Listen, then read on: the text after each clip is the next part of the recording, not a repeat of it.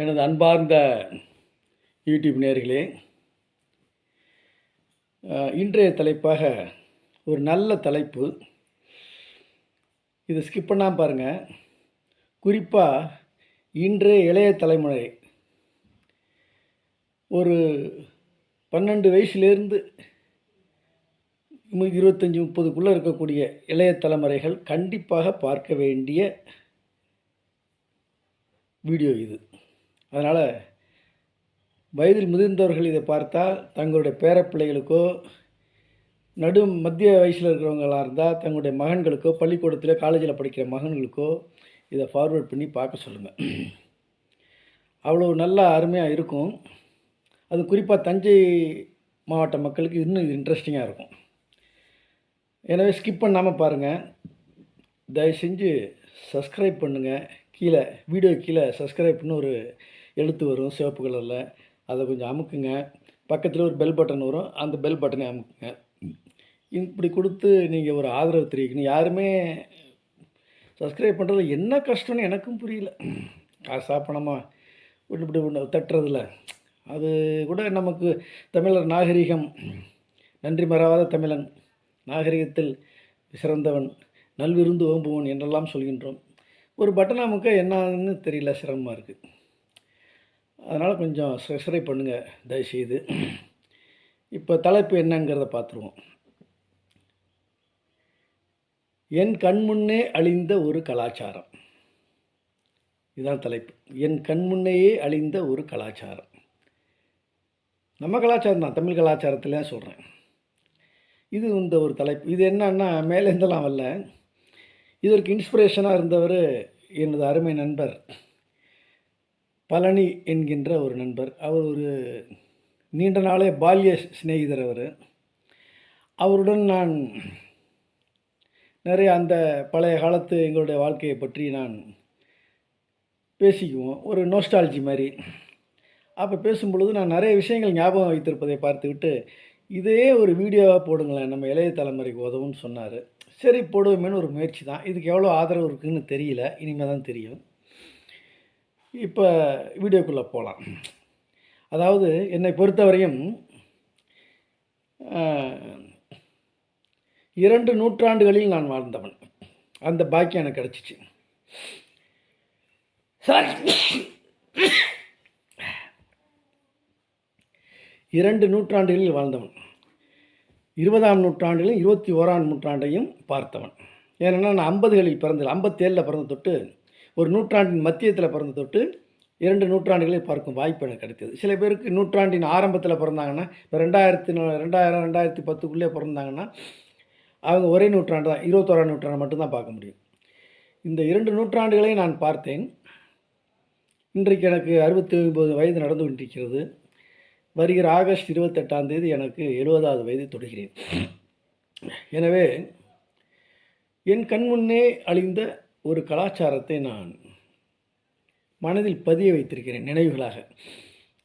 அதை கட்டாயம் இன்றைய தலைமுறைகள் அறிந்து கொள்ள வேண்டும். நம்ம சொல்கிறோம் இளைய தலைமுறைக்கெல்லாம் நம்மளுடைய மூதாதையர்களுடைய நம்ம நாகரிகம் தெரியல, நம்ம கலாச்சாரம் தெரியல, அப்படி இப்படிலாம் வருத்தப்படுறோம். யார் சொல்கிறா அவங்களுக்கு? நம்ம தானே சொல்லணும். சொல்லுங்கள், நம்ம சொன்னால் தான் அவங்களுக்கு தெரியும். சில பேர் சொன்னால் எங்கே கேட்குறாங்க? சொல்லும் விதத்தில் சொன்னால் கேட்பார்கள். அதை போர் அடிக்கிற மாதிரி சொல்கிறோம். ஒரு கதையாக, ஒரு ஒரு திண்ணை பேச்சார் ஜாலியாக கொண்டு போய் சொன்னீங்கன்னா கேட்பார்கள். அது மாதிரி ஒரு முயற்சி தான் இது. பார்ப்போம், வீடியோக்குள்ளே போவோம். என்னுடைய இளமை காலங்களில்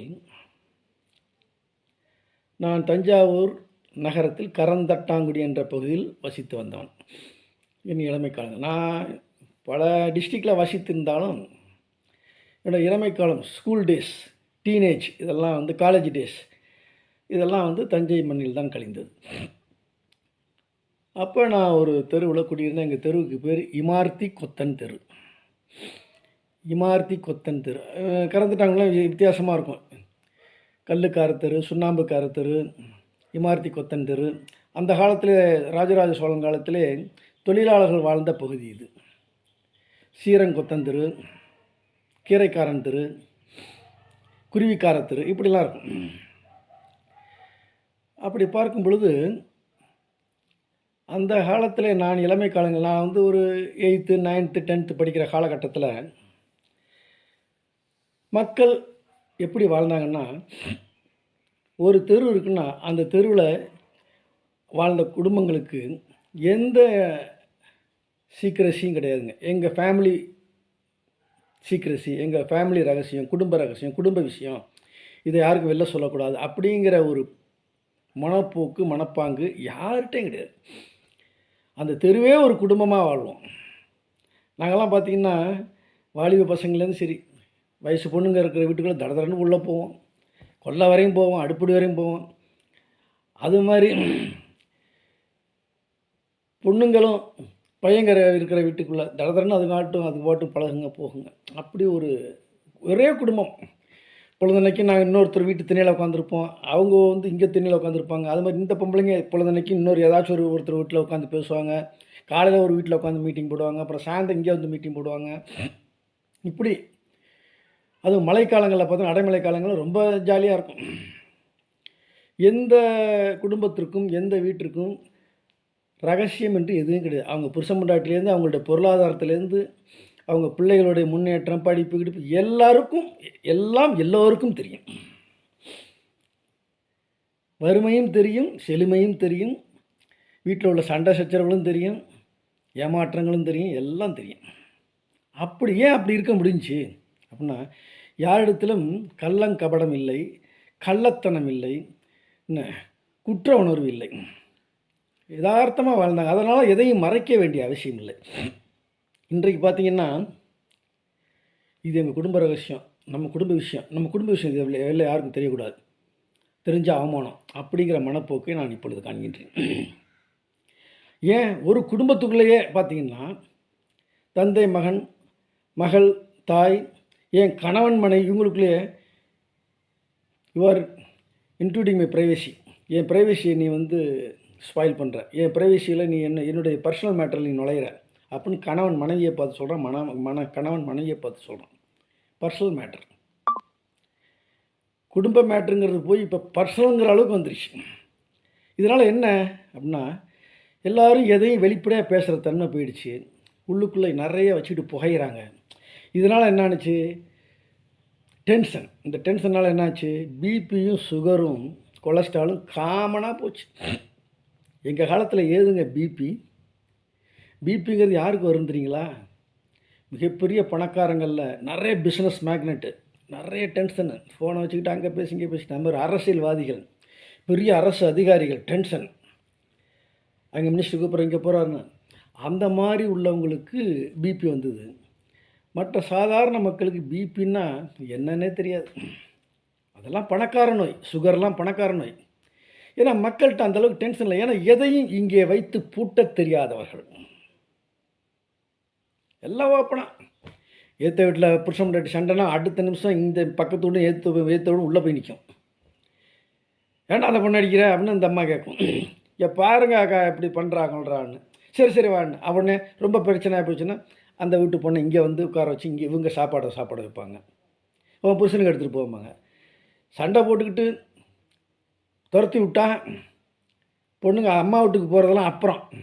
அதெல்லாம் இப்போ இவங்கன்னா ஒன்று அம்மா வீடு இல்லை, ஆலிமன் போலீஸ்.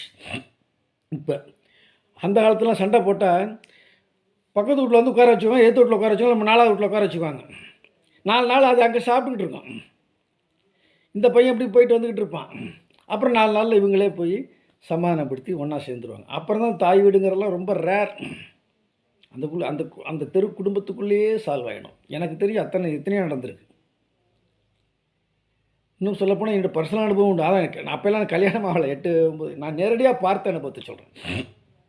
விடமாட்டாங்க, அது மாதிரி பிரிந்து போக விடமாட்டார்கள். அப்படி ஒரு ஆதரவு. பக்கத்து வீட்டுக்கு ஏற்ற வீட்டுக்கு அப்போ கோடி வீட்டில் ஒன்றுன்னா உடனே இவங்க போய் நிற்பாங்க. அந்த தெருவில் பார்த்திங்கன்னா பல ஜாதி மக்களும் சேர்ந்து வாழ்ந்தாங்க. இந்த ஜாதி வேறுபாடு, ஜாதி வெறி இல்லவே இல்லைங்க. இப்போ பார்த்தோம்னா நான் கல்லர் அப்படிங்கிறான், ஒருத்தன் நான் தேவர் அப்படிங்கிறான், நான் வெள்ளாளண்டா அசைக்க முடியாது விட்டு கொடுக்க மாட்டேன் அப்படிங்கிறான். அப்படிலாம் இப்போ கிடையாதுங்க. எங்கள் தெருவில் பார்த்திங்கன்னா மெஜாரிட்டி ஒரு இதில் அகமுடையாரன் இருந்தாங்க. அதுக்கு அடுத்தது மெஜாரிட்டி வெள்ளாளர் இருந்தாங்க. கள்ளர் வீடு இருந்தது, நாயக்கர் வீடு இருந்தது, பூசாரிகள் வீடு இருந்தது. எல்லாருமே கலந்து தான் வாழ்ந்தோம். ஆனால் யாரும் ஜாதியை பற்றி சிந்திச்சு கூட பார்த்ததில்ல. ஜாதி எப்போ பார்ப்பாங்கன்னா, பொண்ணு கொடுக்க வாங்க, பொண்ணு பார்க்குறாங்க, மாப்பிள்ளை பார்க்குறாங்க, அப்போ தான் அவங்க ஜாதியில் பொண்ணு எடுப்பாங்க கொள்வாங்க. மற்றபடி எல்லாம் ஒரே குடும்பம் மாதிரி, எந்த ரகசியம் கிடையாது குடும்பத்துக்குள்ளே. அதை நான் வலியுறுத்தி சொல்கிறேன்.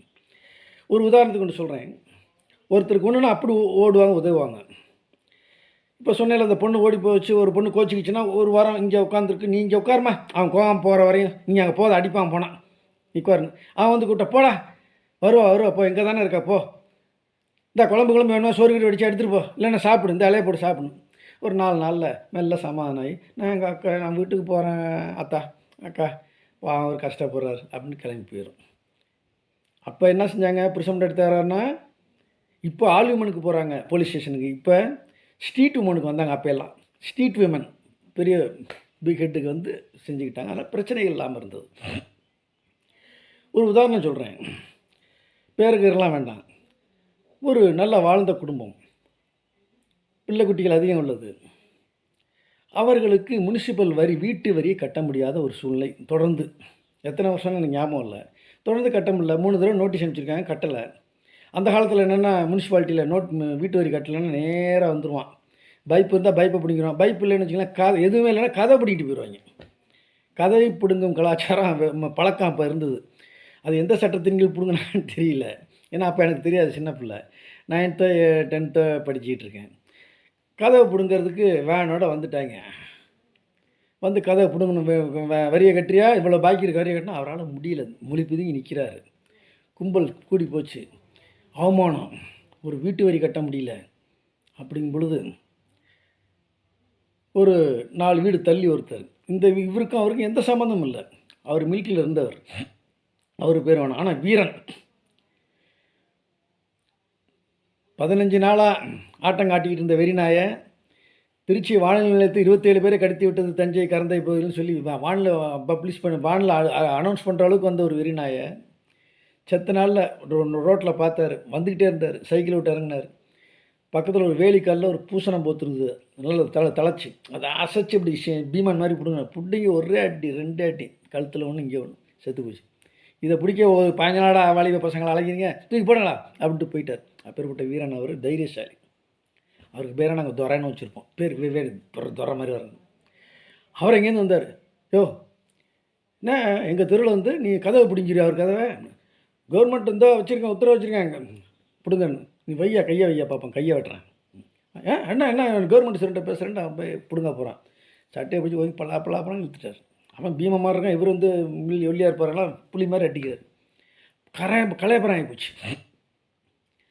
அந்த அடித்தவருக்கும் இந்த வரி பாக்கி வைத்தவருக்கும் எந்த சம்மந்தம் கிடையாது. அவர் 5-6 வீடு தள்ளி இருக்கார், அதே தெரு, அவ்வளோதான், ஒரு தெருவாசி. உடனே இன்னொரு தெருவாசி வந்தார், இவர் கேஸ்ட்டை விட வேறு, அவர் கேஸ்ட்டே வேறு.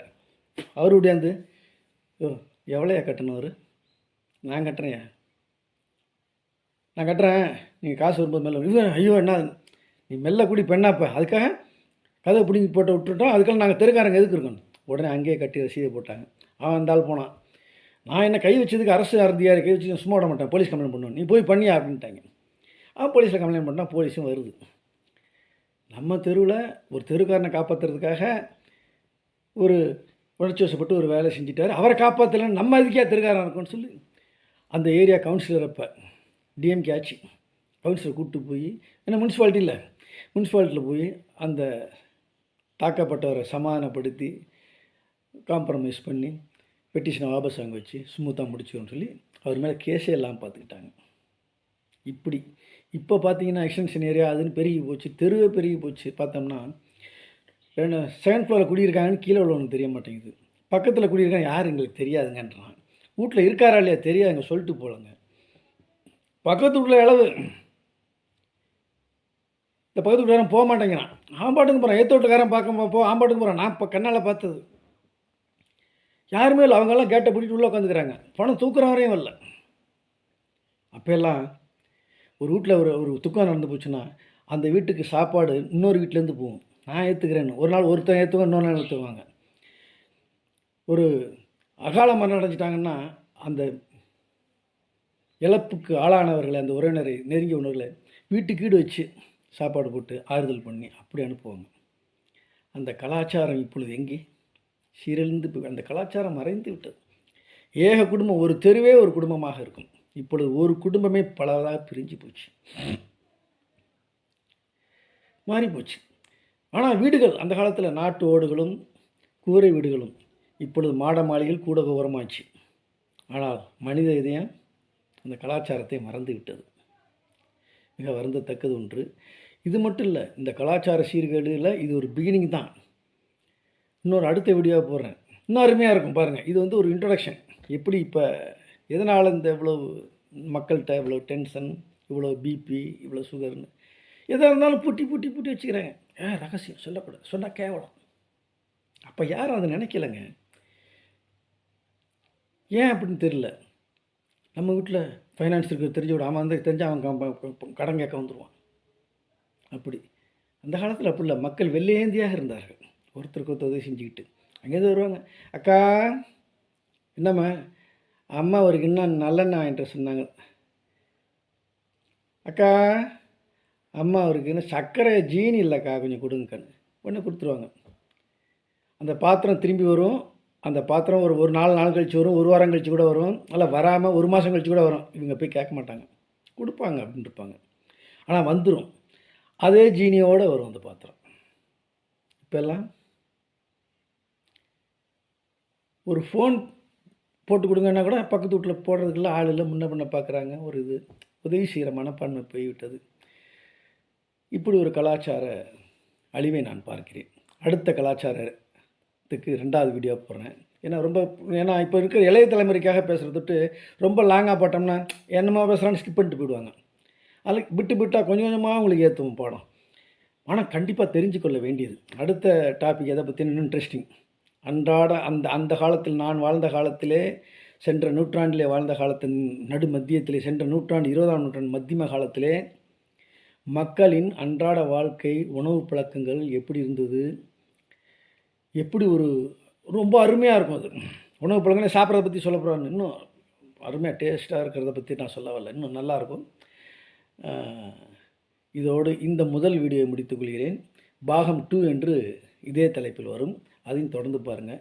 2 பாகமும் 3 பாகமும் வந்தாலும் போடலான் இருக்கேன். ஏன்னா இது பதிவு செய்யப்பட வேண்டியது என் கடமை என்று நான் நினைத்துக்கொண்டு செய்கிறேன். நன்றி நேயர்களே, நன்றி. பிடிச்சிருந்தால் லைக் பண்ணுங்கள். உங்களில் இதில் கமெண்ட் இருந்ததுன்னா, தவறு இருந்ததுன்னா கீழே கமெண்ட்டில் தெரிவிங்க. நன்றி. 17 நிமிஷம்தான் இருக்குது.